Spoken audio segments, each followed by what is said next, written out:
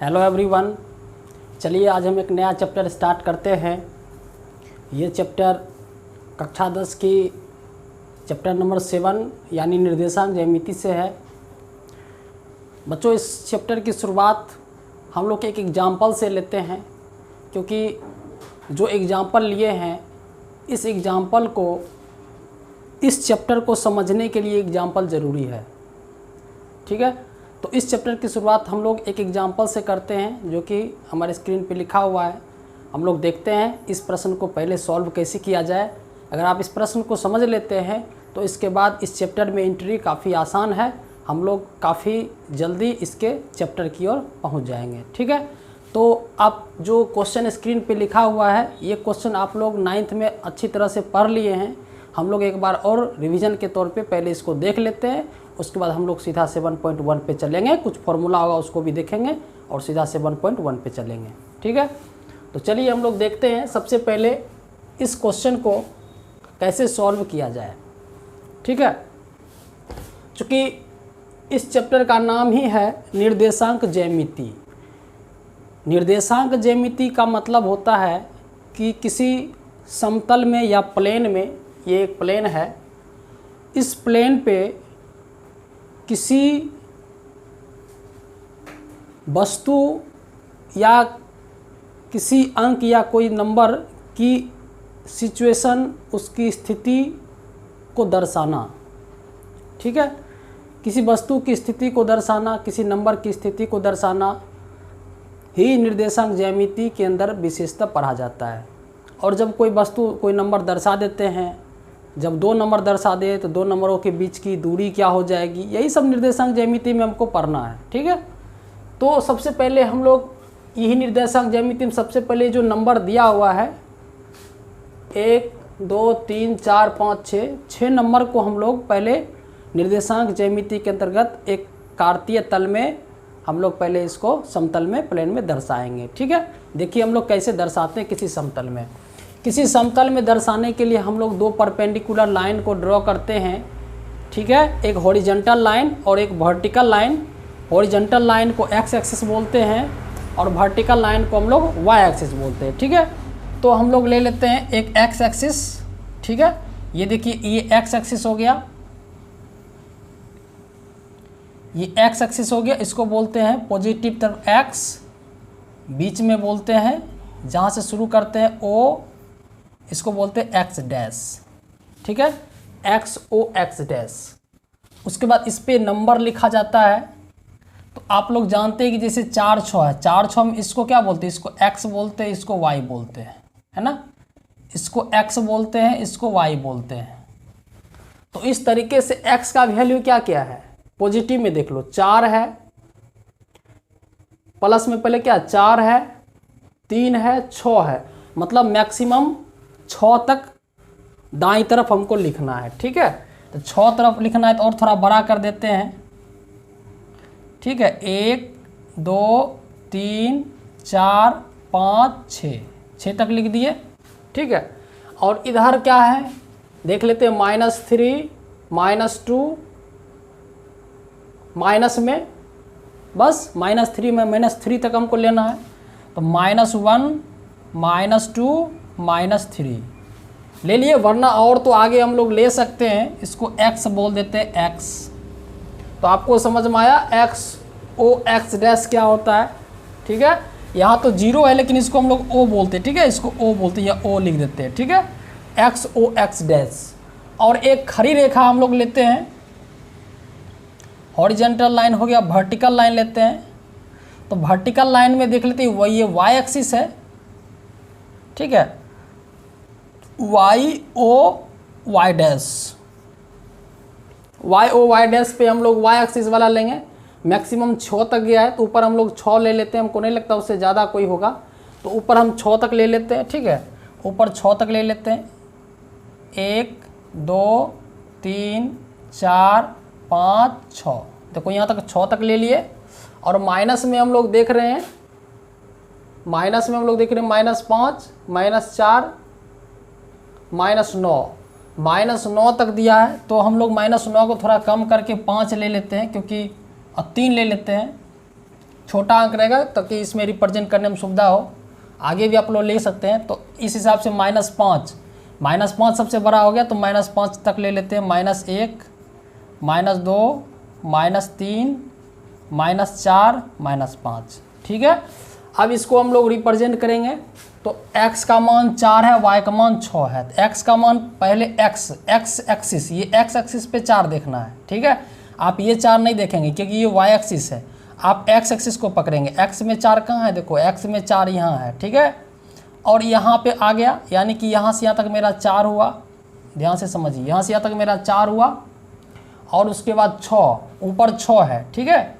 तो यहाँ से अब लोग क्या चलेंगे, ऊपर 6 चलेंगे, ये ऊपर 6, तो यहाँ हो जाएगा 4 6, 4 6, समझ में आया। ये पॉइंट मेरा हो गया 4 6। इसको दर्शाएं को मिटा देते हैं तो अब आपको क्लियर नजर आएगा। ये हो गया मेरा 4 6, ठीक है। इधर 4 हुआ, इधर मेरा 6 हुआ, ये लाइन मेरा 6 हुआ, ठीक है। तो ये मेरा हो गया 4 6, ये मेरा 6 हो गया। तो जो पहला अंक रहेगा वो यहाँ से दूरी होता है, 6 खड़ी रेखा है दूरी होती है, तो 4 और 6 चलने पर क्या हो गया, 4 6 आ गया, ठीक है। अब हमको -3 4 दर्शाना है, तो -3 4 तो को -3 इधर है, 4 ऊपर है, तो -3 4 तो यहाँ हो जाएगा, -3 तो -3 तक यहाँ हुआ और 4 ऊपर है, तो 4 यहाँ हम लोग 4 यहाँ से यहाँ तक है, ठीक है। 4 यहाँ से यहाँ तक है, तो पॉइंट क्या होगा, यहाँ -3 4 हो जाएगा, -3 4, ठीक है। इस पॉइंट पे हो जाएगा मेरा -3 4। आपको ये लाइनिंग नहीं करने हैं, हम आपको ऐसे केवल बता रहे हैं, आप इसको छोड़ दीजिए, केवल ऐसे याद रखिएगा। -3 4 हो गया, 4 6 हो गया, ठीक है। उसके बाद हमको क्या करने हैं कि -2 -5 लेने हैं। देखो -2 यहाँ लिखा है, तो ये इधर में -2 ले लिए, -5 नीचे है, यहाँ से अब हम लोग नीचे चलेंगे, -5 यहाँ है, तो ये हो जाएगा -2 -5, -2 -5, ठीक है। उसके बाद क्या है, -3 -4, देखो 3 इधर लिखा है, x वाला 3 और फिर -4 नीचे है, तो यहाँ हो गया 3 -4, 3 -4। उसके बाद 6 0 कहाँ है, तो x का 6 पहले लेना है, 6 यहाँ है, और 0 कहाँ है, मान लो ऊपर जाएंगे तो ऊपर जाएंगे तो इधर जाएंगे, ऊपर जाएंगे तो ऊपर 1 लिखा है ना, तो 1 पर जाएंगे नहीं, तो 6 0 क्या होगा, लाइन पे हो जाएगा, 6 0 लाइन पे हो गया, x एक्सिस पे हो गया, ठीक है। और 0 -3 कहाँ हो जाएगा, तो x का 0 यहाँ है, y का मान -3 यहाँ है, तो हो जाएगा 0 -3 यहाँ हो जाएगा, ठीक है। 0 -3 यहाँ हो जाएगा। तो कुल मिलाकर के हमको क्या क्या आ गया, 4 -6, 4 -6 देखो फर्स्ट क्वाड्रेंट में आया, -3 4 सेकेंड क्वाड्रेंट में आया, -2 -5 थर्ड क्वाड्रेंट में आया, 3 -4 फोर्थ क्वाड्रेंट में आया, और ये आया 6 0 x अक्ष पे आया, किसी क्वाड्रेंट में नहीं आया, x अक्ष पे आया। और ये मेरा 0 3 किस पे आया, y अक्ष पे आया, ठीक है। तो जब ये मेरा x अक्ष और y अक्ष पे आ गया, तो कुल मिलाकर के हम लोग क्या कर सकते हैं, कुल मिला करके हम लोग यहाँ से 2 पॉइंट निकाल सकते हैं, 2 नोट निकाल सकते हैं। नोट नंबर 1 याद रखें, नोट 1 निकला कि x अक्ष पर कोई भी अंक रहेगा, x अक्ष पे, ठीक है। जैसे 6 0, तो 6 0 क्या होगा, हमेशा ये वाला, इसको x कहते हैं, इसको y कहते हैं, तो y वाला अंक हमेशा क्या होगा, 0 होता है, ठीक है। और x वाला x रहेगा, x मतलब कोई नंबर, 5 0 6 0 7 0, जब नहीं मालूम है, जब फॉर्मूला निकाल रहे हैं तो x 0, ठीक है। तो नोट है, x अक्ष पर स्थित किसी बिंदु का y निर्देशांक जिसको हम लोग कोटि भी कहते हैं, याद रखेंगे, कोटि y निर्देशांक 0 होता है, y निर्देशांक 0 होता है, अर्थात उसका निर्देशांक x 0 होता है, ठीक है। पहला याद रखेंगे, x 0 होता है, ठीक है। x 0 मतलब x निर्देशांक, ये y निर्देशांक, तो y निर्देशांक हमेशा क्या होता है, 0 होता है, और इस प्रकार उसका निर्देशांक x 0 होता है, ठीक है। और एक और नोट है, y अक्ष पे, अब ठीक है, y अक्ष पर स्थित किसी बिंदु का x निर्देशांक जिसे हम लोग क्या कहते हैं, भुज भी कहते हैं, भुज याद रखेंगे, और x निर्देशांक को भुज भी कहा गया है। भुज 0 होता है, अर्थात उसका निर्देशांक x 0 होता है, y है ना 0y होता है, देखो 0y होता है, 0y में ये क्या हो गया, ये हो गया x निर्देशांक, ठीक है। शुरू वाला x निर्देशांक होता है, ये y निर्देशांक होता है। तो जो y निर्देशांक होता है, x निर्देशांक क्या आ गया, x निर्देशांक 0 होता है, ये लिखा x निर्देशांक यानी भुज क्या होता है, 0 होता है, ठीक है। तो इस तरीके से हम लोग इस नंबर लाइन पे, ये किसी समतल पे हम लोग इस नंबर को, इस कोऑर्डिनेट को, ये जो दिया हुआ निर्देशांक कोऑर्डिनेट, इसको हम लोग कोऑर्डिनेट को हम लोग रिप्रेजेंट कर सकते हैं, ठीक है। उम्मीद है आपको ये चीज़ अच्छी तरह से समझ में आ गया होगा, ठीक है। अब इसके बाद हम लोग चलेंगे डिस्टेंस फॉर्मूला, जिसका उपयोग इस चैप्टर में हम लोग करने के लिए सीखेंगे, ठीक है।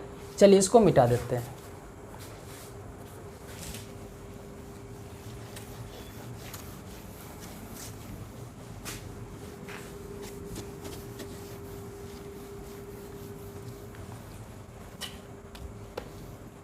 चलिए हम लोग आगे सीखते हैं कि मूल बिंदु से किसी समतल में दी गई बिंदु के बीच की दूरी निकालना, ठीक है। मूल बिंदु से, क्वेश्चन रहेगा मूल बिंदु से किसी समतल में स्थित, मूल बिंदु से किसी समतल में स्थित किसी बिंदु के बीच की दूरी पता करना, ठीक है। मूल बिंदु से किसी समतल में स्थित किसी बिंदु के बीच की दूरी पता करना, ठीक है। तो मूल बिंदु से हम लोग क्या करेंगे, एक एक्स एक्सिस मान लेते, देखो ये हम लोग एक लाइन कर दिए, ठीक है। मूल बिंदु इसी को कहते हैं ना 0 0, इसको O माना जाता है, इसको O मान लेते हैं। इसका निर्देशांक क्या था, 0 0 होता है, 0 0 होता है। और हम लोग किसी समतल में स्थित किसी बिंदु मान लेते हैं, इस समतल में कहीं एक बिंदु है, ये बिंदु है जिसका निर्देशांक x y मान लेते हैं। x y क्यों मान लिए, क्योंकि हमको फॉर्मूला निकालना है। तुमको प्रश्न में 3 4 का देगा, 8 9 का देगा, 7 6 एवरीथिंग कुछ भी कर सकता है। तो अब कहता है कि यहाँ से लेकर के इसके बीच की दूरी ये क्या होगी, इसको a मान लेते हैं। हमको क्या करना, OA बराबर क्वेश्चन मार्क, हमको OA का दूरी निकालना है, क्या होगा। तो OA का दूरी निकालने के लिए हमको क्या करेंगे, आपको पता है ये x का मतलब क्या होता है, x का मतलब होता है ये जो x है, मतलब यहाँ से यहाँ तक क्या होगा, कहीं ना कहीं यहाँ से यहाँ तक x होगा, ठीक है। और y क्या होगा, यहाँ से यहाँ तक क्या होगा, y होगा, यहाँ से यहाँ तक क्या होगा, इसको मिला देते हैं तो इसको यहाँ से यहाँ तक कहीं ना कहीं क्या होगा, y होगा, है ना। जैसे 5 4 दे लेता तो यहाँ 5 लेते तो ऊपर 4 लेते थे ना। तो इस प्रकार a का जो कोऑर्डिनेट होगा हो जाएगा क्या होगा, x y हो जाएगा, ठीक है। अब हमको निकालना, अब लिखेंगे यहाँ पर m लिख देते हैं, ठीक है। अब लिखेंगे चूँकि OAM एक समकोण त्रिभुज है, ठीक है, एक समकोण त्रिभुज है, ठीक है, एक समकोण त्रिभुज है। और जब OAM एक समकोण त्रिभुज है तो हम लोग क्या निकालेंगे, OA बराबर क्या होगा, OA कर्ण हो गया ना। जब समकोण त्रिभुज हो जाए तो समकोण त्रिभुज में हम लोग क्या निकालते हैं, कर्ण निकालते हैं। तो कर्ण निकालने का क्या फॉर्मूला होता है, कर्ण निकालने का फॉर्मूला होता है अंडर/रूट लंब स्क्वायर जोड़ आधार स्क्वायर, ठीक है। तो इसका लंब क्या हो गया, y स्क्वायर, और यहाँ लिख देते OA बराबर रूट अंडर, ठीक है, AM स्क्वायर यानी लंब स्क्वायर प्लस आधार मतलब OM स्क्वायर आधार स्क्वायर, ठीक है। तो AM क्या हो जाएगा, AM हो जाएगा y स्क्वायर और OM हो जाएगा x स्क्वायर। तो कुल मिला के क्या हो गया, root under x square plus y square. इस तरीके से हम लोग OA का वैल्यू निकाल सकते हैं, और यही मेरा फॉर्मूला हो गया OA निकालने का, ठीक है। रूट अंडर ये हो जाएगा मूल बिंदु से दूरी, ठीक है। ओ ए बराबर क्या निकल गया, √x² + y²। इसको हम लोग याद रखेंगे। ये एक फॉर्मूला है, जब भी आपको कहेगा प्रश्न में मूल बिंदु से किसी बिंदु के बीच की दूरी निकालें तो हम लोग सूत्र लगाएंगे √x² + y², ठीक है। तो अब हम लोग देखते हैं, अब आपको कहेगा दूसरा फॉर्मूला देखते हैं, उसके बाद हम लोग सीधा इसके चैप्टर पे हम लोग चलेंगे, ठीक है। इसको मिटा देते हैं।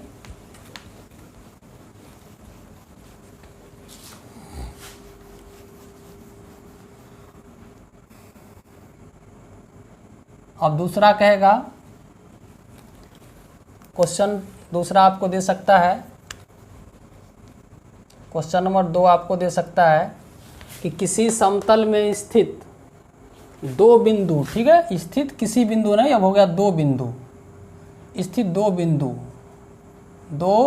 बिंदुओं, ठीक है, दो बिंदुओं के बीच की दूरी पता करना। अब दो बिंदु, अभी क्या देखे थे, समतल में मूल बिंदु से किसी एक बिंदु के बीच की दूरी। अब हम लोग देखेंगे समतल में कोई भी दो बिंदु रहेगा। अभी समतल में एक ही बिंदु था ना और मूल बिंदु से दूरी था।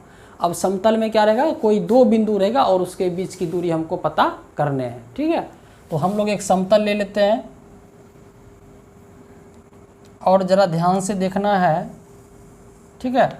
और समतल में क्या है, कोई दो बिंदु है। हम लोग मान लेते हैं कि यहाँ बिंदु है ए और एक लोग हम लोग मान लेते हैं यहाँ मान लेते हैं कोई बिंदु है बी, ठीक है। हमको फॉर्मूला निकालना है, तो ए का निर्देशांक हम लोग मान लेते हैं x1, y1, ठीक है। इसको मान लेते हैं x2, y2, ठीक है। दो बिंदु हो गया और दोनों के बीच की दूरी हमको, ये दूरी हमको पता करने हैं। ए बी के बीच की दूरी क्या होगी, तो बताइए ए बी के बीच की दूरी क्या होगी। अगर हमको ए से बी तक के बीच की दूरी अगर हमको निकालना है तो हम लोग कैसे निकालेंगे, तो देखो बहुत आसान है बच्चों। अगर हमको ए से बी के बीच की दूरी चाहिए तो सबसे पहले बताओ x1 y1 का मतलब क्या होता है। x1 y1 का मतलब होता है यहाँ से यहाँ तक की दूरी y1 और यहाँ से यहाँ तक के बीच की दूरी x1, है ना। x1 y1 का यही मतलब हो गया।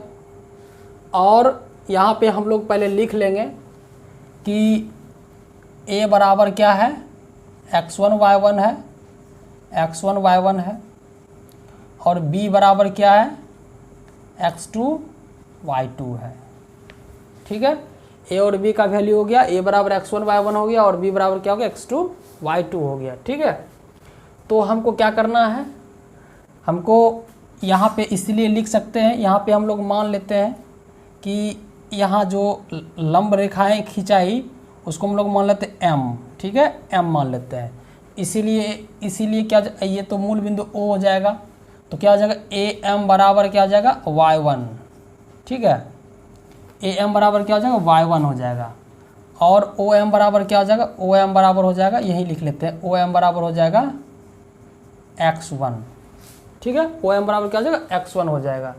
उसके बाद अब हम लोग इधर चलते हैं। अगर इससे इसको मिला दे, यहाँ से यहाँ तक का वैल्यू क्या हो जाएगा, y2 हो जाएगा और यहाँ से यहाँ तक का वैल्यू क्या होगा, x2 हो जाएगा। यहाँ से यहाँ तक का वैल्यू, ठीक है, यहाँ से यहाँ तक का वैल्यू x2 हो जाएगा। ये y2 हम लोग लिख लेते हैं।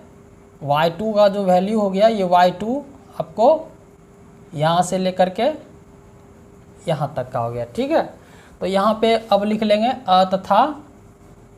तथा क्या, यहाँ पर m हो गया तो n मान लेते हैं। ON बराबर x2 और BN बराबर y2। ये x1 y1 और x2 y2 मानने के कारण ऐसा हुआ, ठीक है। अब हम लोग क्या करेंगे, अब हम लोग करेंगे कि यहाँ से हम लोग एक लंब खींचेंगे, ठीक है, P। अब हम लोग लिखेंगे AP लंब BN डाला, ठीक है बच्चों। AP लंब हमने क्या किया, BN डाला, ठीक है। AP लंब हमने क्या किया, BN पे डाल दिया। AP लंब BN पे क्यों डाल दिया, क्योंकि हमको इसमें जो दो बिंदु के बीच की दूरी निकालना है तो पहले प्रश्न में हम लोग कैसे निकालते बिंदु के बीच की दूरी, समकोण त्रिभुज की कल्पना किए थे। तो यहाँ भी समकोण त्रिभुज की कल्पना तो करना पड़ेगा ना। तो समकोण त्रिभुज बनाने के लिए हम लोग क्या किए, ए पी लंब खींच दिए बी एन पे। तो एक यहाँ समकोण त्रिभुज बन गया ना, यहाँ एक समकोण त्रिभुज बन गया। ठीक है, अब अगर बन गया समकोण त्रिभुज तो हमको क्या करना है, हमको ए बी निकालना है, यानी समकोण त्रिभुज का कर्ण निकालना है। कर्ण बराबर रूट अंडर लंब स्क्वायर प्लस आधार स्क्वायर। तो हमको बी पी और ए पी का मान चाहिए, क्योंकि अगर हम लोग निकालेंगे ए बी का वैल्यू निकालेंगे, ए बी बराबर निकालेंगे तो ए बी बराबर कर्ण क्या होगा, रूट अंडर लंब स्क्वायर यानी ए पी के स्क्वायर, आधार स्क्वायर हो जाएगा, लंब स्क्वायर हो जाएगा बी पी स्क्वायर और आधार हो जाएगा ए पी स्क्वायर। तो बी पी और ए पी करने के लिए हमको क्या करना पड़ेगा, बी पी और ए पी करने के लिए हमको बी पी और ए पी का वैल्यू चाहिए। तो बी पी बराबर क्या हो जाएगा, तो यहाँ पहले हम लोग बी पी निकाल लेते हैं। बी पी बराबर, तो बी पी बराबर क्या होगा बताओ, यहाँ टोटल वैल्यू y2 है और अगर ये y1 है तो ये y1 हो जाएगा। तो केवल अगर टोटल y2 में से ये y1 हो गया तो ये क्या बच गया, बी पी बच गया B N minus P N. ठीक है, यानी कि y2 minus y1 B P हो गया। और ए पी क्या हो जाएगा, ए पी बताओ, ए पी हो जाएगा, ए पी बराबर हो जाएगा, ए पी बराबर हो जाएगा ए पी यानी ये इसका मान क्या हो जाएगा, ए पी जो होगा वो एम एन होगा, एम एन जितना एम एन होगा वही होगा। और एम एन का मान क्या होगा, O N minus O M, यानी कि x2 माइनस x1 हो जाएगा ना, x2 माइनस x1। तो बच्चों अगर ये इसका मान निकल गया तो हम लोग क्या करना है, ए बी निकालना है। ए बी बराबर रूट अंडर कर्ण मतलब रूट अंडर लंब स्क्वायर प्लस आधार स्क्वायर। तो लंब क्या है, A P square, sorry B P square हो जाएगा ना, B P square plus A P square. तो क्या हो जाएगा, बी पी का वैल्यू क्या हो जाएगा, तो बी पी का जो वैल्यू है वो यहाँ निकाले हैं y2 minus y1 plus A P का कितना है, x2 minus x1 whole square. तो इस तरीके से हमको क्या फॉर्मूला निकल गया, x2 माइनस x1 का whole square plus y2 minus y1 का होल स्क्वायर। तो इस तरीके से हमको ए बी का जो क्या एक फॉर्मूला प्रूफ हो गया है। दो बिंदुओं के बीच की दूरी हमको निकालना था ए बी, और ए बी का बीच की दूरी हमको निकल गया है। उम्मीद है आपको ये चीज़ समझ में आ गया होगा।